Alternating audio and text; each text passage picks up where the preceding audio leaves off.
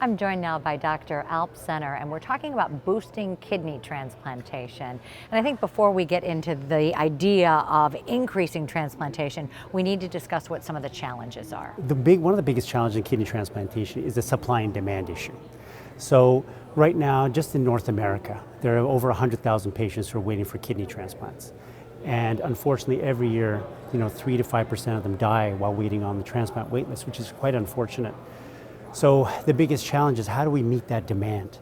And this rates of renal failure are going up not only in North America, but also globally. So we're not the only region in the world that's having these problems. So what the transplant community has done is really increase their awareness, and that's really key when we talk about transplantation, increasing that awareness in the public to know that, as a deceased donor, make sure that loved ones sign their donor cards, and also as living donors, how can we participate in this, both as altruistic donors as well as potential living donors to people that we know who have kidney failure.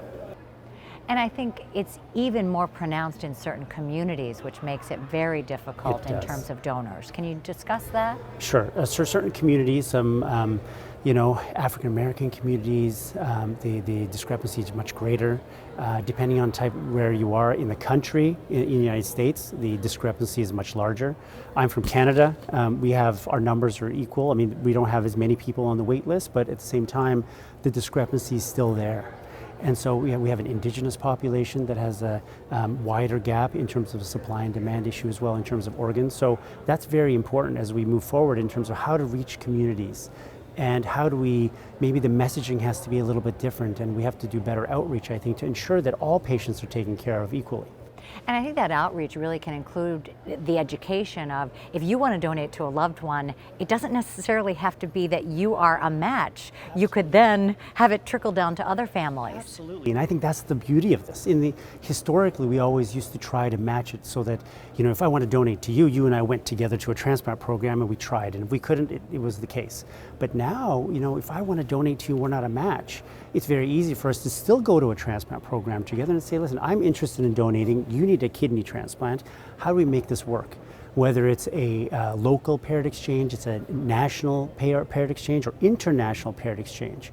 All those things are possible, and I think that's the exciting thing that's coming up in transplantation, because that was not as widely popular as it was a few years ago. So I think that's really gaining some traction, and I think we're really a global community when it comes to renal failure. So I think we shouldn't be thinking in our microcosm of how we are in North America or in our state or in our province. We should be looking globally and potentially doing those exchanges across countries. And what are other ways you think that we can really try to boost transplantation? So, we as transplanters, as researchers, as physicians and surgeons, there's a lot of research going into how to improve that, how to narrow that gap between the available donors and recipients. Other ways to do it would be using grafts that are more marginal. So kidneys historically, if they seem to be coming from deceased donors that were as healthy as a center would like, sometimes they would discard them, they would not use them. But now there's new technologies that are coming around that allow us to test organs. So for example, if they come to our lab, the organ's there, we put it on a machine and see how it behaves on the machine. If it behaves appropriately, and if if it has the right parameters, it has a good flow, that kidney could then be used for transplantation, where otherwise it may have been discarded. So I think that's a huge number, because if you think just in the United States, about 4,000 to 5,000 kidneys can be discarded annually. Some of those should be discarded, but some of them maybe can be salvaged.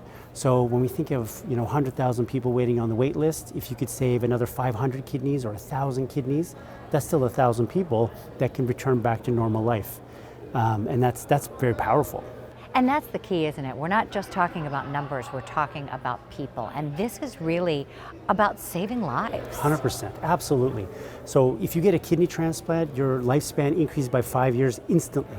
That's incredible. We know that dialysis, although is a good stopgap, it's kind of like a Band-Aid. I mean, we're just putting Band-Aids and holes in our boat.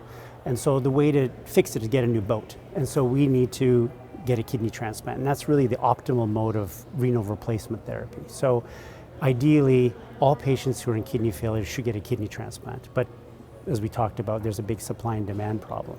It's such important information, Dr. Sener. Thank you for devoting your time to getting the word out because it could save lives. 100%, absolutely. Thank you very much for having me.